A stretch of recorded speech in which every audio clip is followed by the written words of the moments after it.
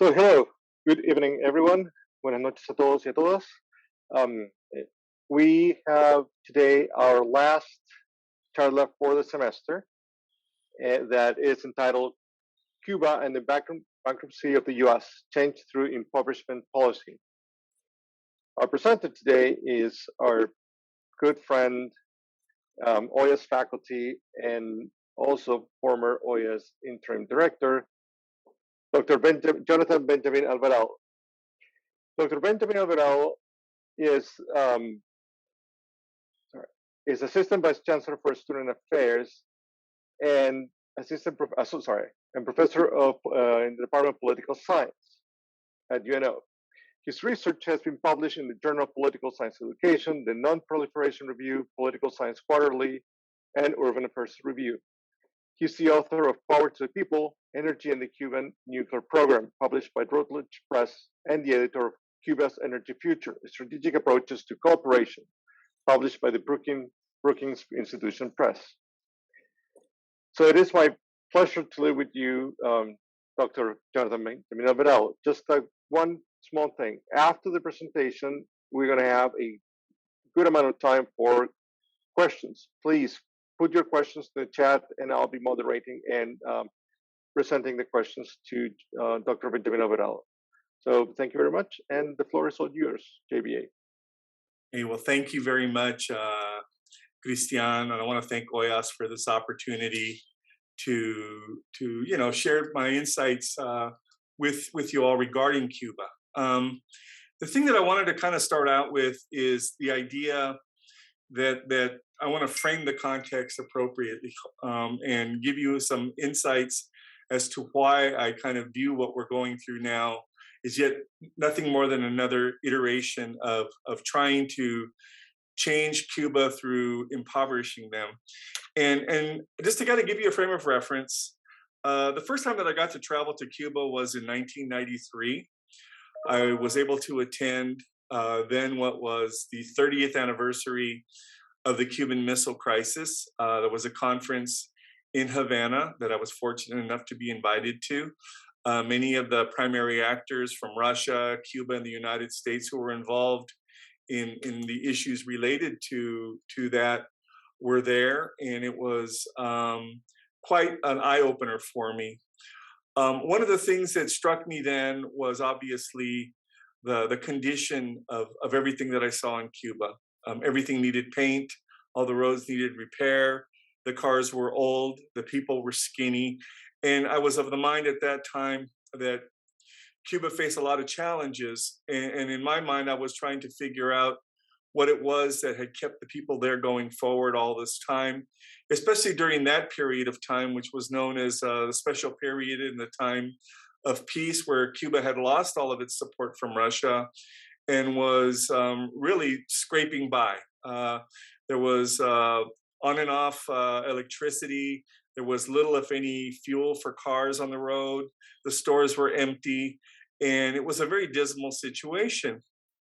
And that's 30 years ago now, almost. And I have to tell you that many of the conditions on the ground in Cuba have not changed.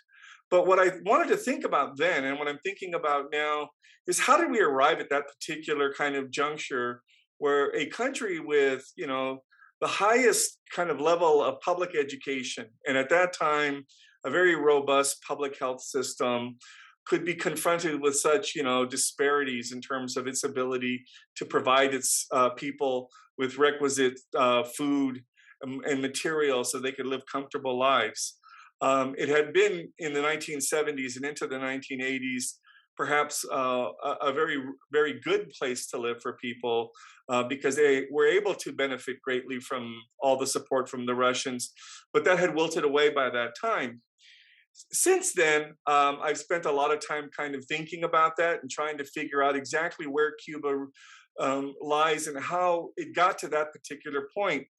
And more as I read history of Cuba after the Cuban Revolution and the responses of the United States to trying to kind of foment, as it were, regime change and primarily trying to get rid of Fidel Castro at the time, is that I kept stumbling across statements and policy announcements and details that led me to a conclusion that the United States, by and large, was really trying to economically strangle the people of Cuba to death, using the idea that it was regime change that they were trying to kind of promote. But I want to begin by sharing you with just a short quote from a State Department document from 1960, because I think it's going to set the frame for what I want to talk about in our time here together. This is a statement from then the U.S. Deputy Secretary, Assistant Secretary of State, a gentleman named Lester Mallory. And he said, the only foreseeable means of alienating internal support for the revolution is through disenchantment and disaffection based on economic dissatisfaction and hardship.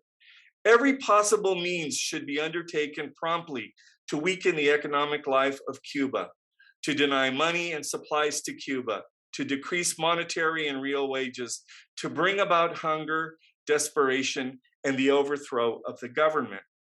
And, you know, and it struck me as I read that document some years later that really not much had changed. And sure as heck, a really good friend of mine, Luis Perez Jr., a historian from the University of North Carolina, writing in the NACLA newsletter in 2015, really gave us a reflection that many of the changes of the U.S. policy vis-a-vis Cuba, especially those under the Obama administration, was really little more than from his perspective of another form of trying to foment internal dissent. Now, Obama would go on at the end of his presidency to try to make some changes there. But essentially, it was still trying to bring about change through impoverishment of the Cuban people. So when you view this in the long lens of the 60 plus years that we've been having this conversation, it really offers us, I think, a theme and variation of the responses by the United States to the neighbors in the South. You know, so when we have news of popular uprisings and protests and arrests and disappearances, perhaps, you know, signaling that the successor regime to the Castros under President Miguel Diaz-Canel is in dangerous waters. And I would argue that, yes, it is. They're really facing some significant issues right now. But it doesn't help that the United States is trying to kick a country while it's down. The comments from Alejandro Mayorkas, the present U.S. Secretary of Homeland Security in August, after the events of July 11th, where there was protests across the island, he issued a statement that if the Cubans, and at that time the Haitians, if you remember the Haitians and the horses at the border, were considering to crossing by raft to Florida once rescued, they would be immediately returned to their home nation. This is ironic to me because I also had an opportunity in the 90s as a young policy analyst. I was working actually at the Pentagon with some folks there, trying to kind of game out some scenarios as to what would bring Cuba back into the family of nations. And you know, once I got there, I was a little surprised. It was as if that regime itself didn't exist or was only temporary in nature. It really defied the fact that Castro had been in control for over 35 years. But for the 3 or 4 days that I was there, we were wrangling over how to satisfy the competing domestic interests here in the United States and settle whatever disputes that they were still lingering. And there's a whole raft of those things. We could talk about the human rights issues. We can talk about compensation for properties that were confiscated by the Cuban government.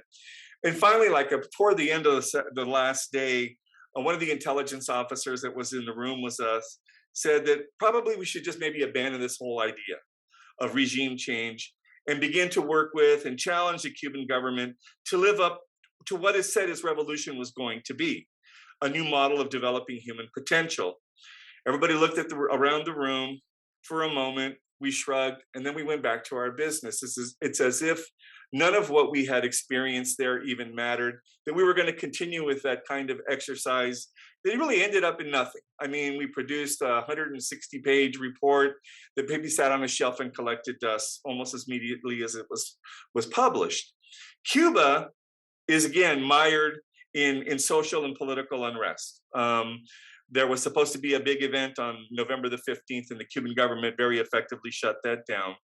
But this is really owing primarily to the economic devastation of the loss of tourist dollars that Cuba's experienced over the course of the last couple of years, the impact of the pandemic, which has been profound on the island, and self-inflicted policy missteps by the Cubans themselves. The situation is compounded by what I would argue is a very effective US policy of economic denial as a way to promote popular discontent that inflicts more adversity on the people as a permanent condition of life in Cuba.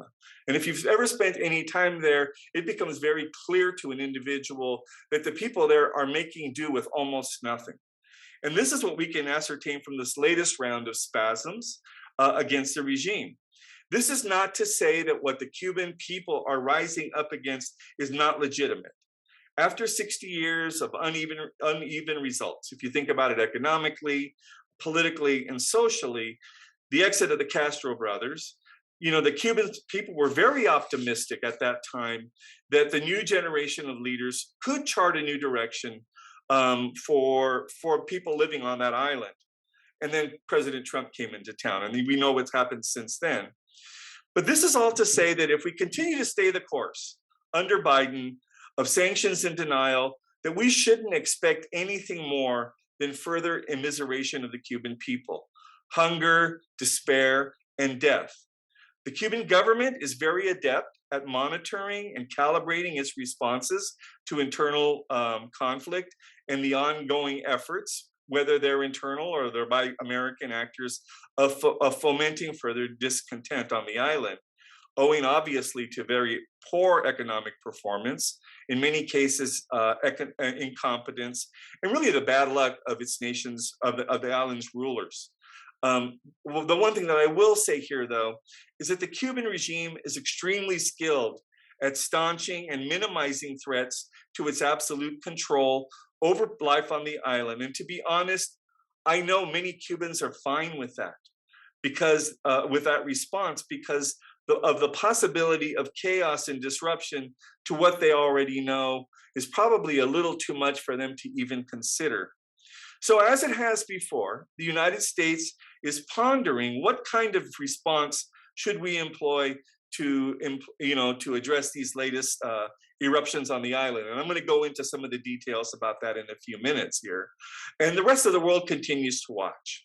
In many respects, this is truly what we call in the foreign policy language an intermestic Gordian knot of sorts. Intermestic meaning that it's international in its basis, but it's a domestic problem to be resolved. We have competing interests not only on the island among the dissidents and the Cuban government, but again, with American actors, both for and against the Cuban regime. And what I think is important about this, this is what the Biden administration is trying to deal with presently.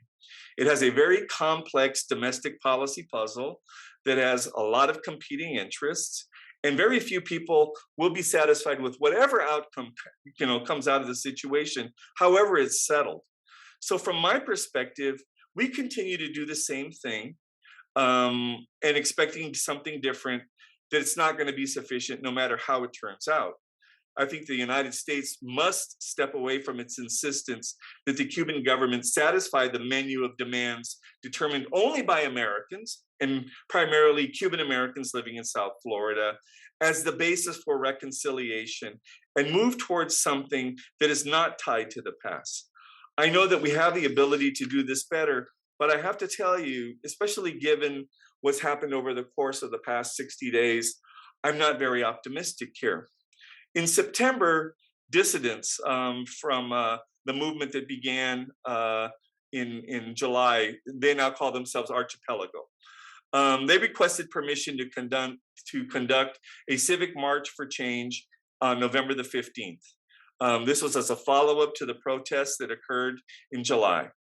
The Cuban government denied that request, but the protesters said they were going to go ahead and with it anyway. What we saw this last week, and it was very fortuitous of me to plan this week and for all that to happen over the last weekend. Both the US government and the Cuban government got into some significant media campaigns both of them employing tactics that both favor and the people who they're speaking directly to, that the U.S. policy instruments are used primarily to satisfy whatever complaints are emanating from the folks in South Florida, and the Cuban government is really kind of making its pronouncements to a very small number of folks on that island. But you have to also understand that from a perspective of public opinion, it is widely supported, and I think that they were trying. The Cubans kept saying to us, and we were not listening, that almost every end treaty from the United States vis-a-vis Cuba is always going to be viewed as the organizers of the protests on the island are somehow working covertly with the United States to overthrow the government. And this is something that the protesters themselves denied, but it happens to be the narrative that is really bandied about on the island. What is different now, and what is different than I would argue over since about 2017, is that there are more Cubans online than ever before. It's interesting when I travel to Cuba, I haven't been there in a year and a half or 2 years now, but when I travel to Cuba, is that people will congregate near hotspots so they can use their phones to use WhatsApp and call family wherever they might be around the world, but that they're also exchanging information, and there is a free flow of information that hasn't existed previously. Some people argue that even as it's becoming much more difficult for the Cuban government to dominate the airwaves, they have in essence lost control over the narrative, that battle of ideas, especially with young people. And I think that that's something that needs to be pointed out here. It is primarily young people, folks that were all born after 1980 and even after 1990, who have no idea of what the glory days of the Cuban Revolution might have looked like, are the ones that have really kind of taken opposition to the government. This is a youth that has a lot of different viewpoints. They used to exchange something there where you could go out and for $2 or approximately 5 Cuban pesos, you could get what was called a paquete. And it was a flash drive that was loaded up by things that had been downloaded illegally, movies, magazines, music, newspapers from all over the world. And this is how a lot of Cubans were getting their information. So the government didn't even have a monopoly on information any longer on the island. And what's important is that Cuba had been able to kind of navigate through that in the period initially after 2017, because they were flush with dollars from tourism, but the pandemic really put a stop to that. And I think that it's really kind of called into question the ability of the Cuban government to continue to maintain that kind of control. Archipelago, the group that is taken up against the government, supposedly numbers at around 30,000 individuals in a population of 12 million. It's not significant, but it is important because they're beginning to broadcast their message around the world. People are beginning to listen to it. And even though the Cuban government undertook a comprehensive primetime television campaign against them, I would argue to you that they've really lost that particular battle. And so there have been, and I've seen a couple of YouTubes of the debates that have been going on in Cuban television. But, I think what's important here now for us to be aware of is that in spite of all the effort to shut down the public protests, it has been very difficult for the regime to admit that it put all its forces against this group of young people using their telephones, and that they're scared of the public that no longer believes in them and is not afraid to say so on social media. And the one thing that I took away from my 30 plus years of working on issues related to Cuba, for the longest time, it was the understanding of everybody on the island that everything within the revolution and nothing outside of the revolution, and the revolution determined what was okay to go on in the country. I would argue that because of the expansion of social media, that has really undermined the ability of the government to maintain control over that. Now, like I said, the Cuban government is pretty adamant about anything that comes in the form of protest having some backing of the United States. While I would argue the United States is certainly looking for regime change and continues to very effectively monitor and manage its domination over the Cuban economy and the inputs into it, there's some element of truth to that. This kind of subterfuge is not without precedent. As late as 1975, the United States was able to admit that U.S. spies had been trying to kill Fidel Castro, and I think 130 times or something like that, using, as they said back then, devices that strain the imagination, smoking, exploding cigars, poison pills, poison lipstick, so on and so forth. And then recently, as 2009, the United States backed the creation of a Cuban Twitter to stir unrest on the island. That failed. But the thing to also remember here, that the vast majority of the people who align themselves with Archipelago live outside of Cuba. And it's so interesting that people have tried to talk to the U.S. State Department about requests for information as to whether or not there is actually support to Cubans on the island. That these were generic demonstrations against the Cuban government. But what's unfortunate about this is that what has the United States policy fallen back to here? It's fallen back to yet another round of threatened sanctions amid the arrest that occurred in July. And I think that people being arrested for public disorder, resisting arrest, vandalism, and the catch-all peligrosidad, dangerousness, which is the kind of thing that the Cuban government has done exceedingly well. Like I said, many of the people who we know were publicly advocating for the protests in July and in November have been harassed. They've been put on notice by state security and the government supporters in a bid to keep them off the streets. And the government effectively did that. It's not clear how many people were actually planning to march on the 15th, either at home or abroad, or what the Cuban government's response. But we saw by and large that what they were able to do was to just shut it down completely. And so the question for a lot of people is whether or not the Cuban regime can go back to what is relied upon to maintain order on the island. But at the very same time, you have to openly question whether or not the United States policy vis-a-vis Cuba of immiseration and really trying to foment bankruptcy is the right thing to do. Now, the United States has also put into some proposed legislation.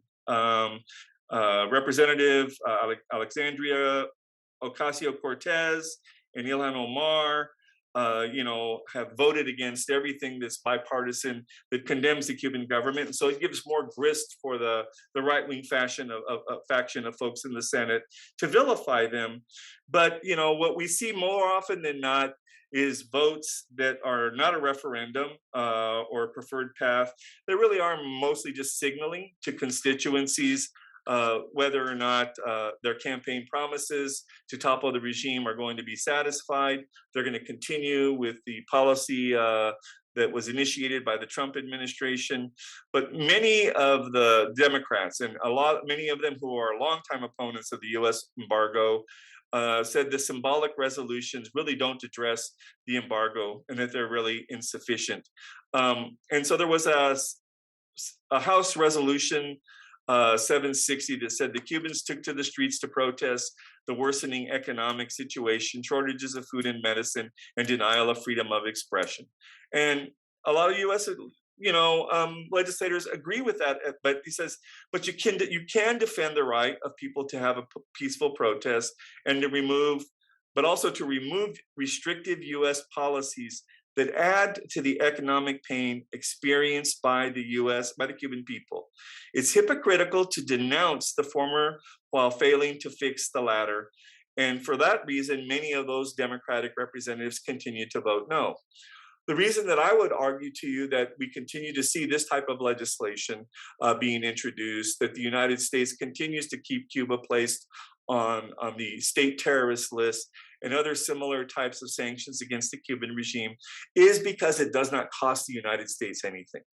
At the end of the day, it's symbolic all the way around. It's not like trying to sanction China or Iran or Saudi Arabia or any other state who has actually committed, much more violence against its own people and outside of its borders, And it's so interesting that, I think Congresswoman Barbara Lee, I love her dearly. She's an incredible woman. I've met her a couple of times.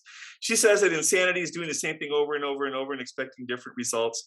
Well, for 60 years, she says that we've been squeezing the Cuban people, thinking that if we starve them just enough, that they will somehow lead them to democracy.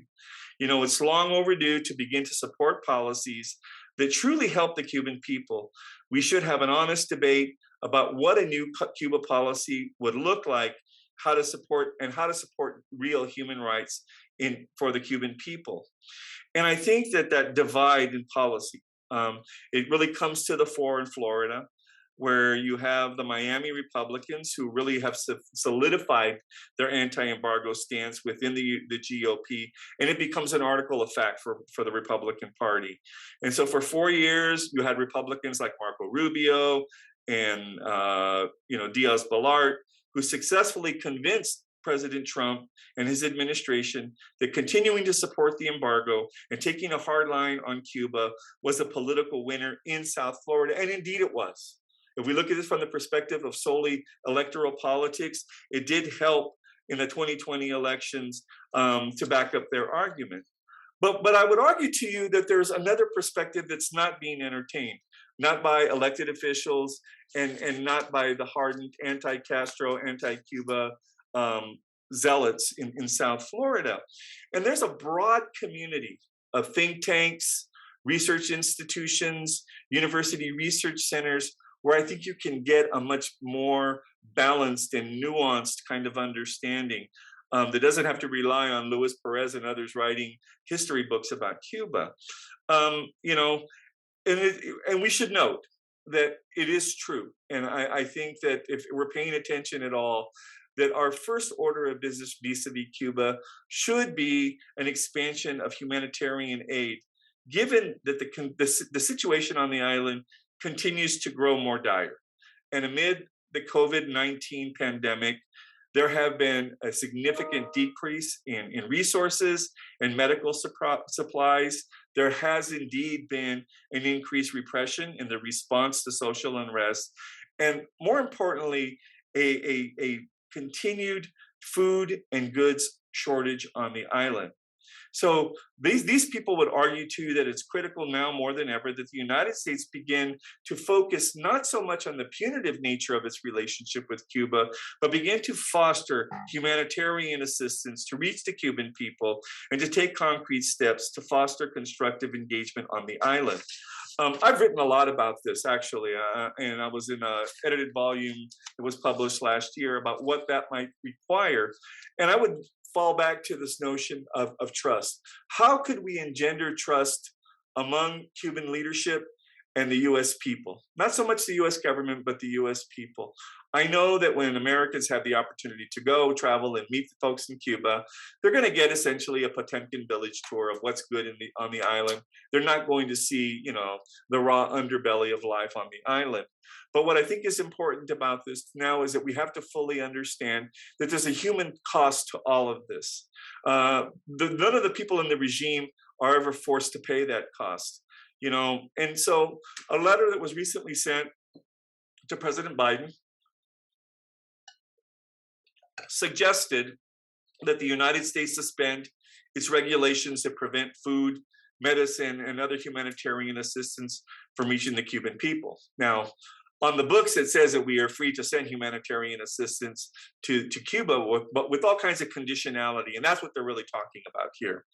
That we should also remove all restrictions on family remittances that would then allow Cuban Americans to help their families to improve their standard of living, and the restrictions on non-family remittances that would allow nonprofits and faith groups to provide humanitarian assistance directly, and startup capital for Cuban entrepreneurs and civil society.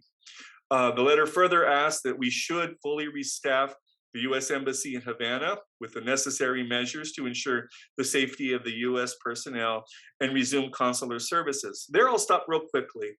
5 years ago, a number of diplomats in Cuba, not just Americans, but Canadians and a couple of other countries, began to be subjected to what was called Havana syndrome.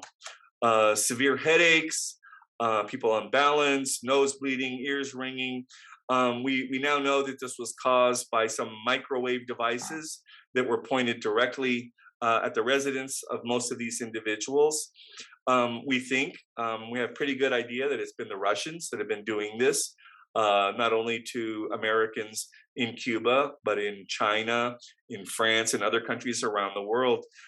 So there's some legitimacy to that, but it's also to say that the United States cannot fully be engaged and serve the interests of both the American people and the needs of folks on the island if they don't have a fully staffed embassy there in Havana. The letter also requested a rollback of the Trump administration's restrictions on travel to Cuba, since it really makes it a lot more difficult for Cuban Americans to visit and to reunite with their family, especially with those who have family outside of Havana. Havana is a city of 2 million people. That means 10 million people live across the island outside of it. These folks do not get access to any of the tourism dollars that cycle through Havana when in good times. So you can imagine how hard it is for them right now. And then finally, to remove Cuba from the state sponsor of terrorism list, since its designation places yet another roadblock in the path toward improved relations between the United States and Cuba, and it really provides obstacles for purchasing and receiving humanitarian goods. Part of this too is the kind of nature in which we frame these policies and our responses towards Cuba. And I know that it was really interesting for me about a year or so ago, actually a little bit longer than that. Roberta Jacobson was our Secretary of State for Latin American Affairs. And, she always framed her engagement or the idea of working with Cuba as a proposition of engagement as a means to empower Cuban Americans or Cubans, and it loomed large. Excuse me, let me get rid of this here. Sorry about that.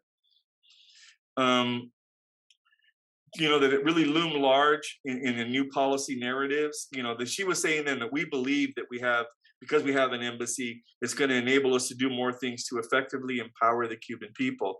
That's never done in consultation with the Cuban government, though. And I think that's the failure of that there. She goes further to say that our efforts to empower the Cuban people take on their lives of their own, which it's a great thing like that. But like I said, this is never done in consultation. It's only unilaterally ever done. It's speaking directly to the people in some respects, but it's actually speaking more to the folks in South Florida, which I think is a game that's not ever going to win for us there. So the facets of our intent, they stand in sharp relief to the matter of historical continuity. Even though we say that we're going to play a different game, the United States has pursued normalization of relations as a matter of an instrumental purpose, to provide moral support and material assistance as a means of empowering Cubans to act on behalf of change that the Americans deem to be in their best interest. Let me repeat that. Change that the Americans deem to be in their best interest, and to achieve from within what could not be accomplished from without. And this is the interior meaning of trying something new. It's not exactly a change of regime in the short run, then a change in regime in the long run to contribute to the democratic development and prosperity in the island, which is how we always frame these things. But at the end of the day, it's a continuing impoverishment of the Cuban people in order to achieve that. And so one of the things that I want to kind of close with is that it's been 60 years since the Cuban Revolution, 60 years plus. And I think for me, the thing that I continue to take away from this is that since the early 2000s, the efficacy of this paradigm of economic sanctions and political isolation really doesn't stand up to close scrutiny.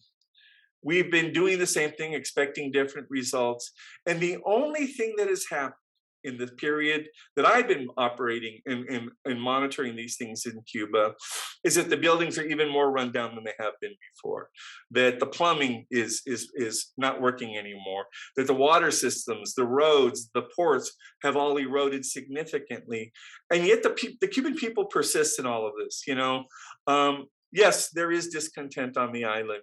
Yes, I would argue that there does need to be change to the way the government operates. I had hope when President Diaz-Canel was placed in 2016 that we would begin to see those types of changes put into place.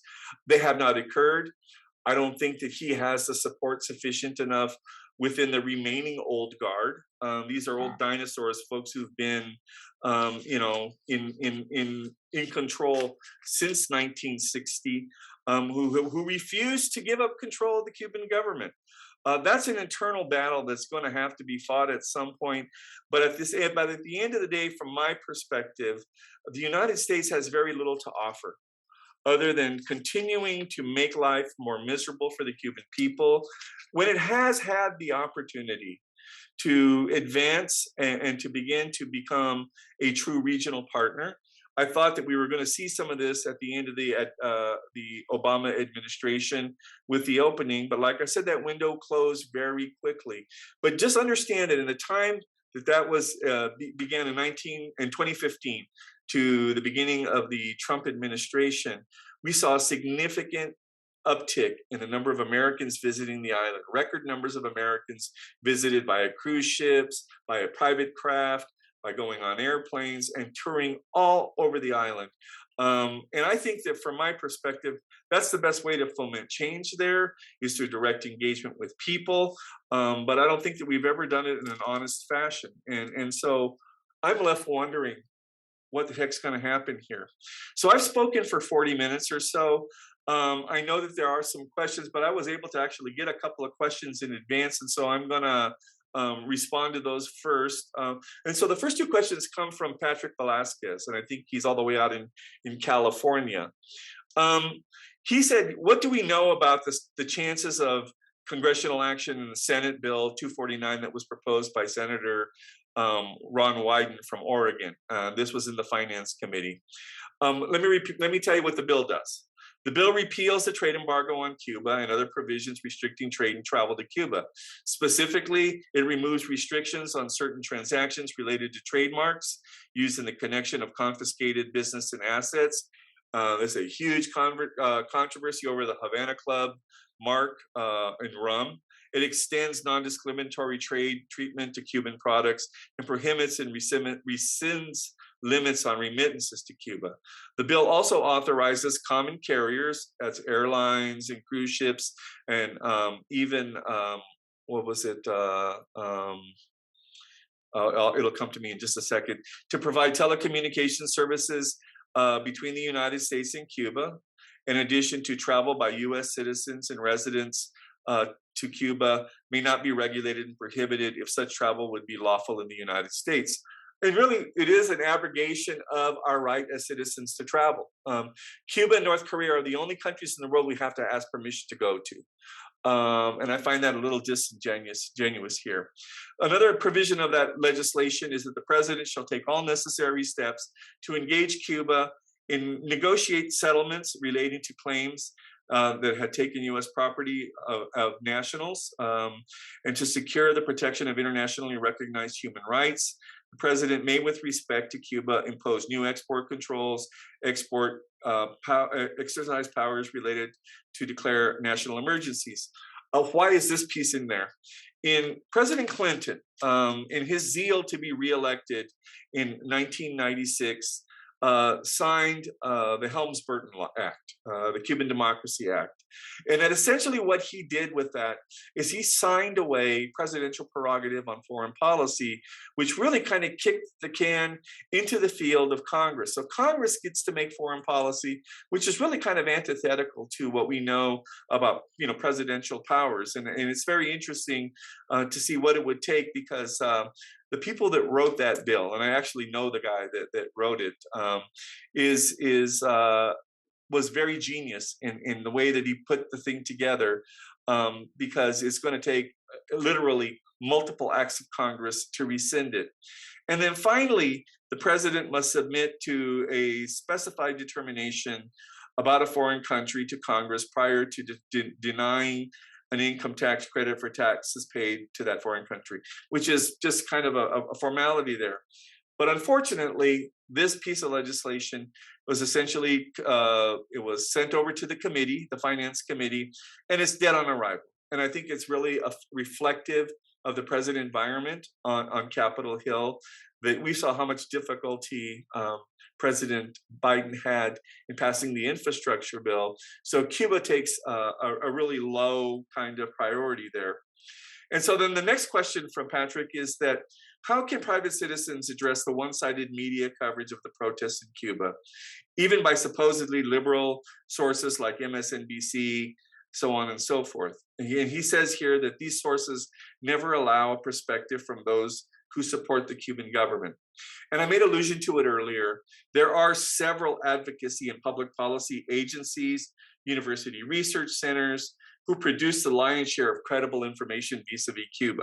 They're not necessarily supportive of the Cuban government, but alluding to my initial comments, the context of how we view Cuba through various lenses. You think about it historically through political analysis, policy analysis of people-to-people exchanges is where you're going to find credible information. But this also points to the deficiency of how pundits and partisan advocates and talking heads dominate the public discourse on Cuba.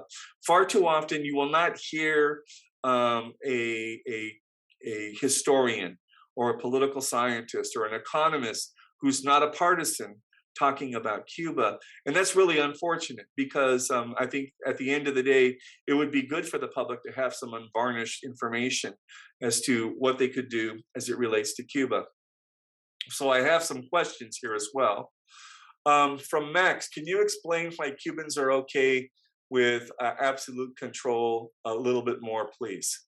Yeah, I will there, Max. One of the things that's interesting about the Cuban people is that they know that without the Cuban government, the conditions would be abjectly more difficult than they already are, and in things that we take for granted, the freedoms and liberties that we get to enjoy as Americans are really, is hard to compare against what the people in Cuba have.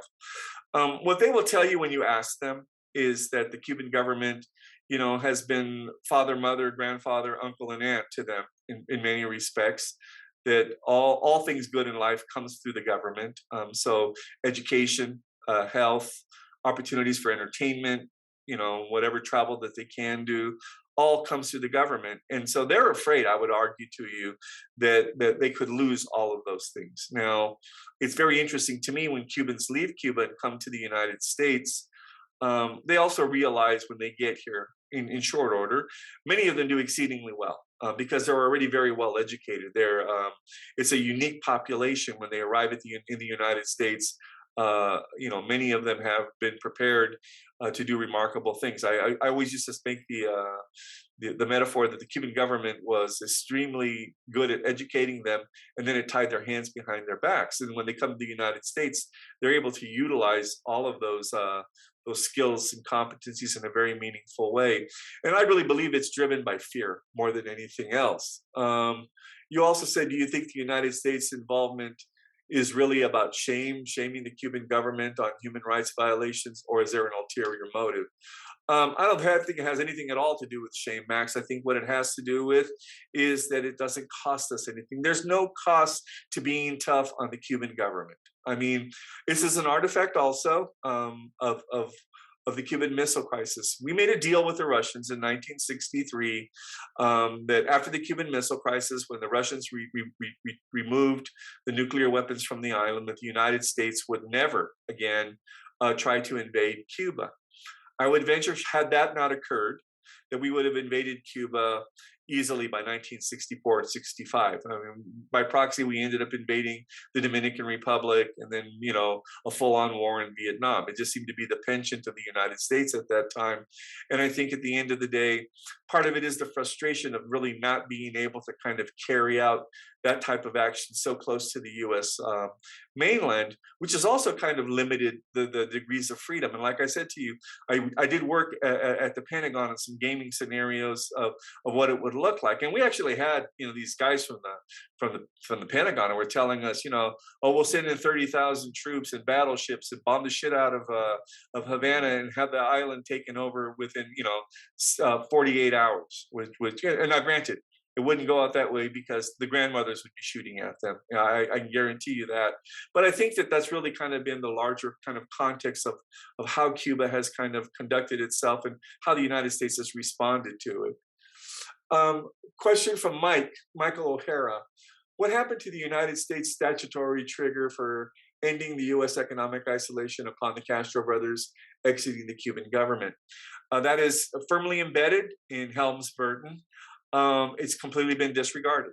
Some of the conditionality of maintaining the embargo against Cuba was the removal of the Castro brothers from positions of leadership in the Cuban government. There were some other conditions as well that have not been satisfied and probably gives some cover for the United States law doing that. And those being that the Cuban government had to have free and fair elections, that they needed to have a quote unquote market economy, and the extension of human rights to all Cuban people. And so what's important about that is that while on one hand, the United States, had put these very severe restrictions and roadblocks to normalization of relations between the two countries, at the end of the day, they don't even pay attention to the things that they have put into place. And so, like I said, it's a lot of gaming the system. Some people said it's very similar to every time the Cubans get ready to kick the game-winning field goal, we move the goalposts. And I think that there's some truth to that. Lilia Francisconi says, with very few differences, could the United States policy toward Cuba be the same as it's been toward other Latin American countries like Haiti, Venezuela, Nicaragua, et cetera, et cetera? It could have been, but like I said, I think that there is no pretext in any of the policies of the United States, especially to countries like Mexico and Colombia, which we've had, some significant issues with as well, to treat them in a similar fashion. I would argue to you that the by and large, this is still vestiges, and I think there's some elements of racism and patriarchy and superiority on the part of the United States. It looks down its nose at the mess that it's created in some of these places and blames the victims for the failure to be able to govern effectively.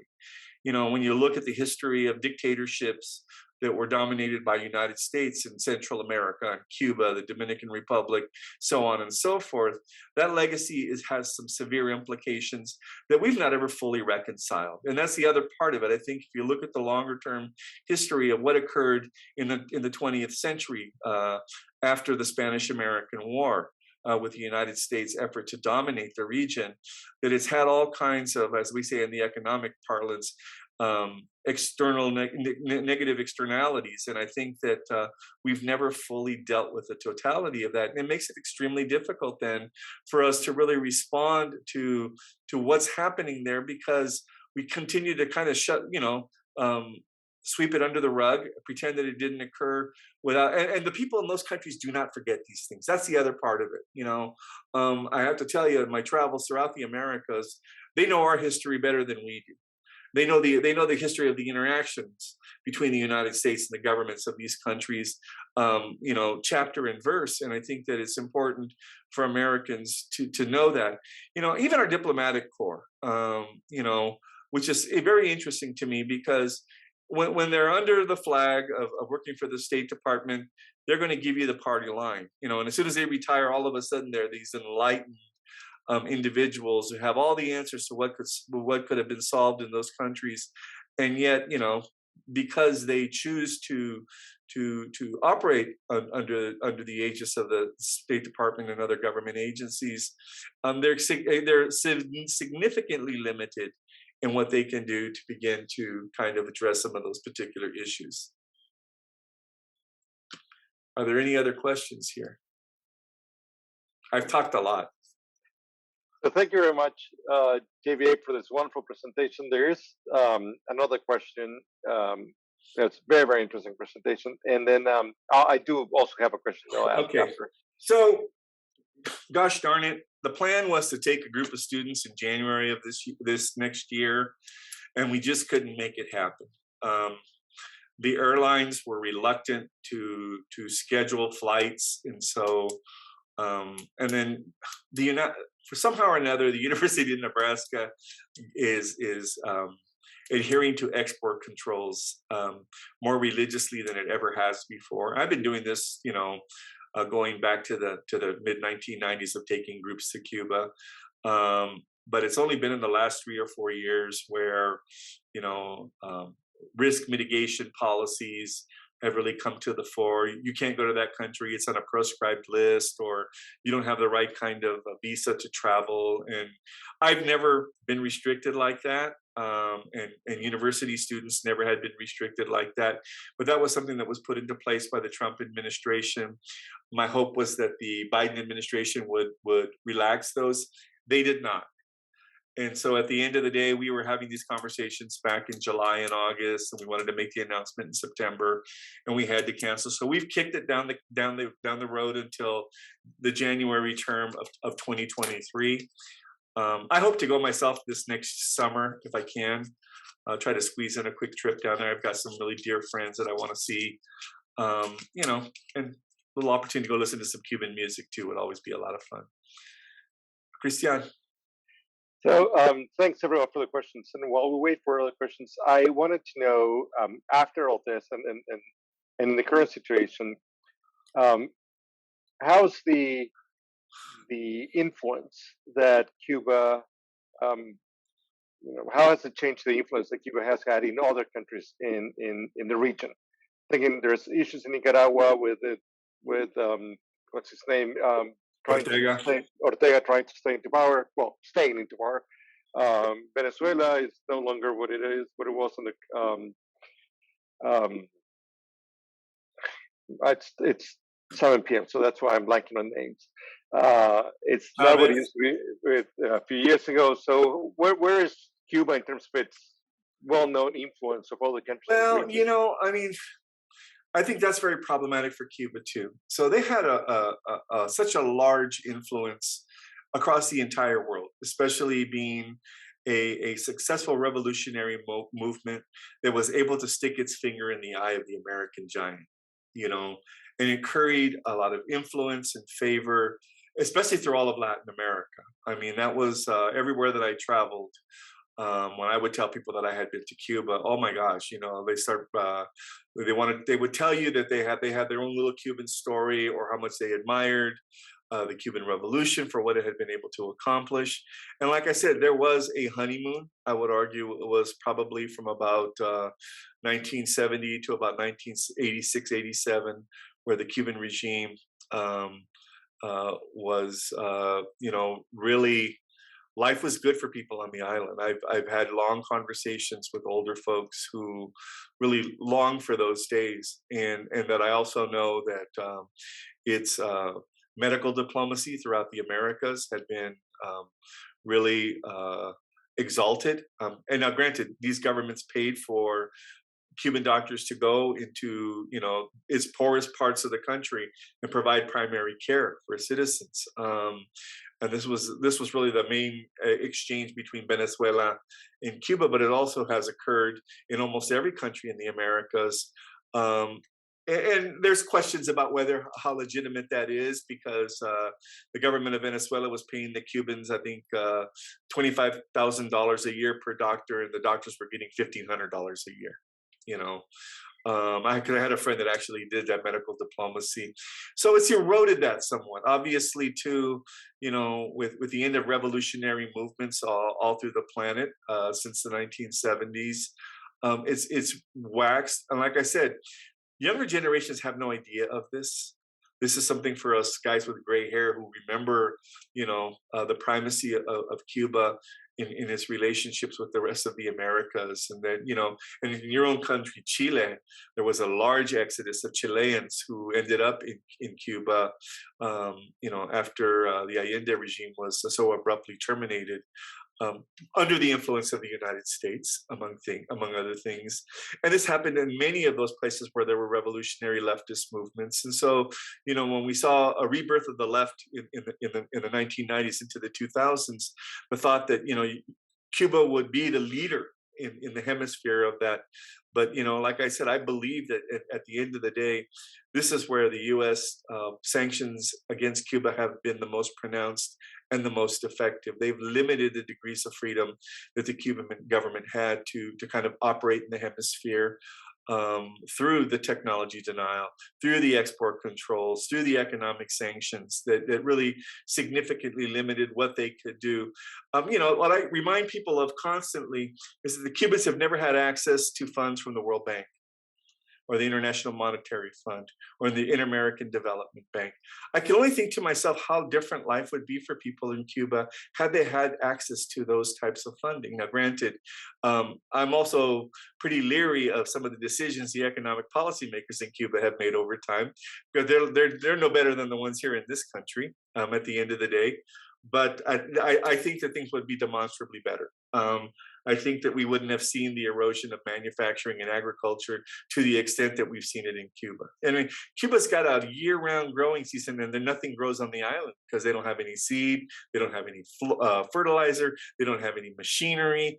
They really have some famous urban gardens and urban agriculture in the city, but it's really kind of very, very rudimentary agriculture.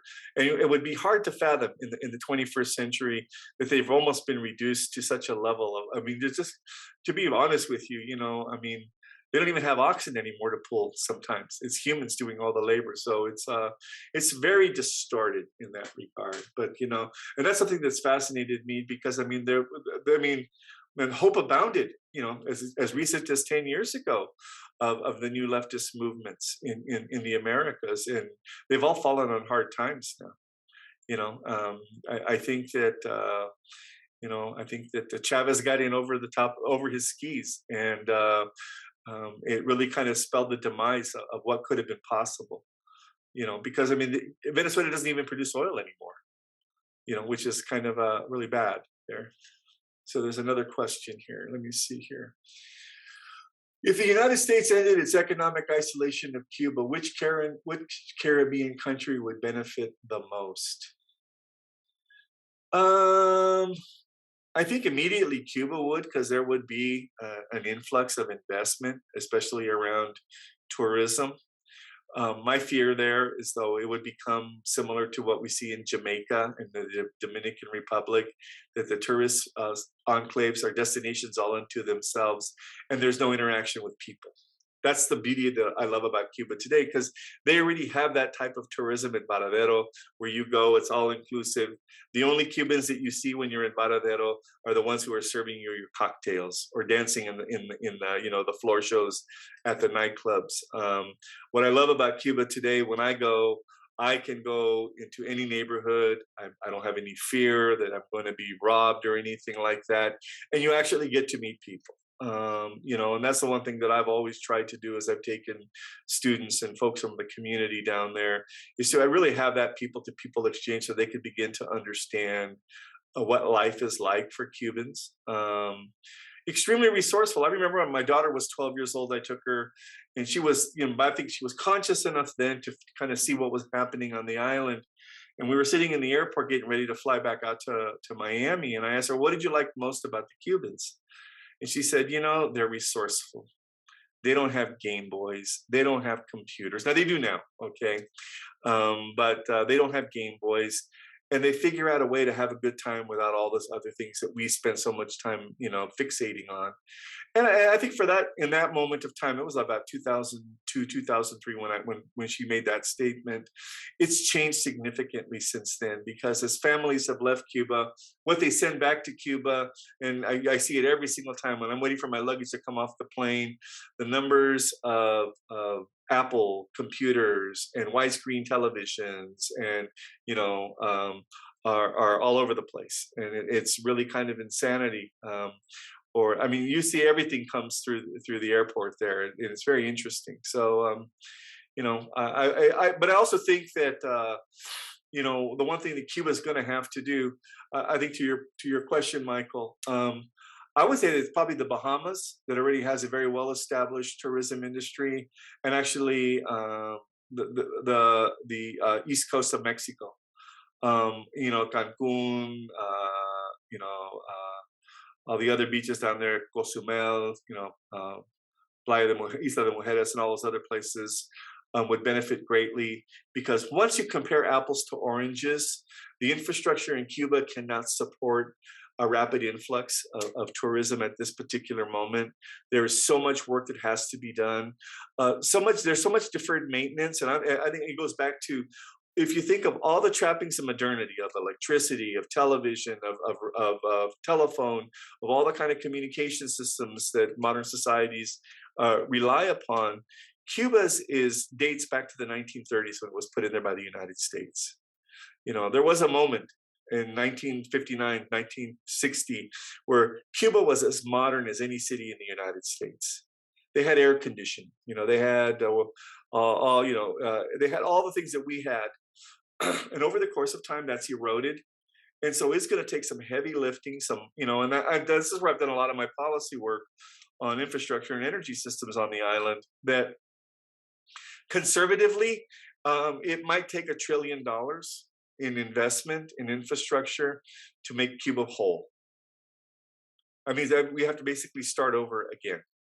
But I think that could also be said for almost every country in the Caribbean today. If you think of what's happened to Haiti, if you think of what's happened to the Dominican Republic, outside of those tourist enclaves of all-inclusive resorts, the island's a mess, and with a notable exception, like I said. So I think that the east coast of Mexico would benefit greatly, and I think the Bahamas, because it's proximity, but it's got limited capacity. Cuba has by far the most potential, but it's also the heaviest lifting. Do I feel that the people program would be possible to do in Venezuela? I would say not at this time. There is so much social disruption, and I only read what I read, but I try to read credible sources, and really the level of just chaos in the society, of economic collapse, has really made it impossible for people to travel there without possibly coming to harm. That is probably, for me, one of the saddest tales of what's occurred in the Americas over the course of the last 30 years, of the demise and really the collapse of what has happened in Venezuela. But hope springs eternal. I mean, Colombia has made a significant turnaround in the last 20 years. They still have lots and lots of work to do. And a lot of it owing to the relationship with the United States. I have no illusions about this, that, especially as it relates to drugs and human trafficking and money laundering and all those really evil things that happen. If the Americans wanted tortillas, the Mexicans would send us tortillas. But we want cocaine, we want heroin, we want methamphetamine, we want fentanyl. So that's what they're providing. We want cheap labor. So they've found a way to insert themselves into that migration equation, and they've distorted it significantly. I mean, the amount of misery that people have to endure just to come to the United States is astounding. And I know that the testimonials that have come from people who work with those immigrant communities is traumatizing, not only for the people that have had to endure it, but the people that are trying to help them. So, these are myriad issues. I think in some respects they are all connected. I think it was Fuentes that said, Carlos Fuentes, that said that America so close to heaven, and so close to the United States, so far from heaven. Or maybe it was Porfirio Diaz. One of those guys had said that back then. And I think there's an element of truth to it. The proximity to the United States has not brought a lot of positive for these countries. maybe I don't know what the nature of that relationship, how it changes, and how we can begin to think about it differently.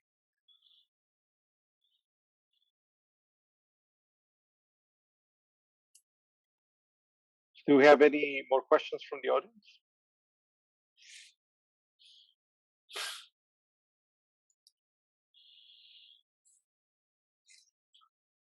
Areli, there's one from Areli Cardenas. Since this bankruptcy, is the Cuban immigration increase in the United States? A really good question. Well, so there's the other change that occurred. So for the longest time, the Cubans were the only country in the world where somebody could show up and get a free pass on the rigidity of our immigration system. That changed in 2015 with Obama. He rescinded that element of special treatment for Cubans, and so it has increased the desperation of Cubans leaving the country, because they can no longer try to come directly via raft. They have to come through a third country, and unfortunately, that third country more often than not has been Mexico. And so,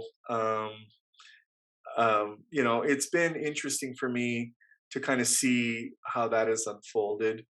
That I know for a fact that I have some friends that were down on the border working. They were astounded at the number of Cubans that were there, but that in many instances, especially in Tijuana, there was a medical clinic set up by Cubans who had been stuck at the border, who were physicians who were treating people in the refugee camps there. So, kind of indirectly providing what they could, the Cuban physicians, and I think it speaks to how out of whack and distorted all of this is.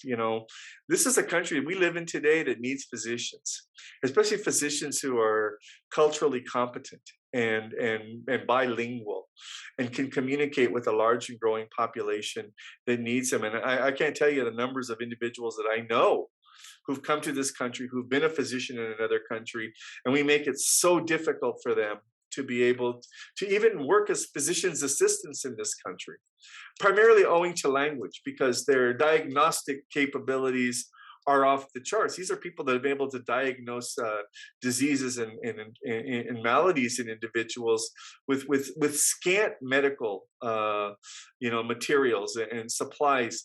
And so when you put them into the American system, they're extremely effective in helping people. And there's a level of confidence in el médico and the people in the public. And I think that for me is something that we should be exploring more wholeheartedly. But like I said, we don't like fixing things, especially if there's a perception that somehow or another others are going to benefit as a consequence of it. And so the American Medical Association has been one of the biggest sticking points to having doctors from other countries come here and being able to practice. I wish it weren't the case, because the need is certainly there. And I think that they would be able to provide some really, really valuable resources for all communities. So somebody said to tell you guys something positive about you all go to bed. Okay. So I have to tell you that the one thing that continues to animate me and warms my heart is the Cuban people themselves. This is a society of people who have endured under extreme duress, both the best and the worst of what life has to offer. And what I have continually taken away from that engagement, and I think this is endemic to most people who live in the Americas, is that they continue to have an upbeat attitude toward what life has for them and what life opportunities there are. There's nothing like what's the saying? There ain't no party like a Latin party, because a Latin party don't stop. And I think that there's so much truth to that, and I think it really is about the optimism that people have in their hearts. I hear it in their music. I see it in the literature and in poetry that comes out of the Americas. That's something that's always, really resonated with me. And it's something that I value very much. And that's one of the reasons why I continue to really, at the end of the day, continue to be optimistic, not necessarily about the American political response to what's going on in Cuba, but I think the more opportunities that we have to send people there and they can see for themselves that perhaps it would have an opportunity to change minds in this country. I will leave you with a little bit of an anecdote to kind of to illustrate this. I was on the board of directors of the Humanities Nebraska Foundation. And in 2016, December, after the election, I took 60 people from Nebraska through that organization for 1 week in Havana between Thanksgiving and Christmas. And these were people who were by and large Anglo. Very few of them spoke Spanish. By and large, they were all very wealthy people. And I wanted them to get a flavor of what exists in Cuba so that they could see for themselves. Because these are the kind of people who are influencers in American society and can talk to elected officials and legislators about what they've seen and witnessed. And I have to tell you that I was so taken by how much they almost immediately began to understood what was at stake for the Cuban people. And all of them to a person asked, what can we do to change this? And I said, call your elected official and tell them to get rid of the damn embargo. Now, granted, that would put the onus on the Cuban government to deliver, por fin, as we like to say. But I think, that's long overdue. I happen to believe that, given the right kind of support, that they could do the right thing, that they could make a credible change that would be beneficial to its society. I think that the leadership there is deathly afraid of opening the doors and allowing people to really exercise full freedoms for fear that they're going to be somehow supplanted. Now, granted, when you live in an absolutist frame of reference like they do in that country, where everything is coordinated through the government, that really does kind of restrict and restrain how people do things. And so, my hope is that we get beyond that. My hope is that we can begin to look at this in a manner that puts the people first. And it's unfortunate that only the voices of a small community, a very committed, very wealthy community of folks in South Florida, and I think there's a lot of Venezuelans who've joined them in that same rhetoric. Actually, that was the one thing that I took away from the 2020 election, of how many people from the Americas is interesting. Were people who ostensibly were coming to the United States for freedom allied themselves with a would-be dictator in this country. I thought that I was a particular irony to me, because at the end of the day, Donald Trump idolizes dictators, and I think he probably is envious of the kind of power that somebody like Fidel Castro or this payaso in Russia, Putin, exercises on a daily basis. And I was fascinated by hearing people talk about, about freedom at the same time they're voting for this guy, but that's my own little personal politics there, and I'll leave it at that. Well, thank you very much, JBA, again for these wonderful presentations. Thank you, everyone, for your questions and for your attendance. We are going to leave it here. And before we go, a couple of things. Tomorrow, we are going to publish an OLLAS blog written by JBA on this very same topic. So if you want to read more, learn more, just wait, because tomorrow we're going to have a blog that is actually very, very interesting. I read it ahead of time, and it's really, really good. And with this, we end our programming for this year, for this semester. But next semester, we have plenty of things to do. We plan to have Art Latinx starting in March, and that's something we all look forward to be part of. So thank you very much, and have a wonderful night, and happy holidays for that start actually this weekend. Bye, everyone.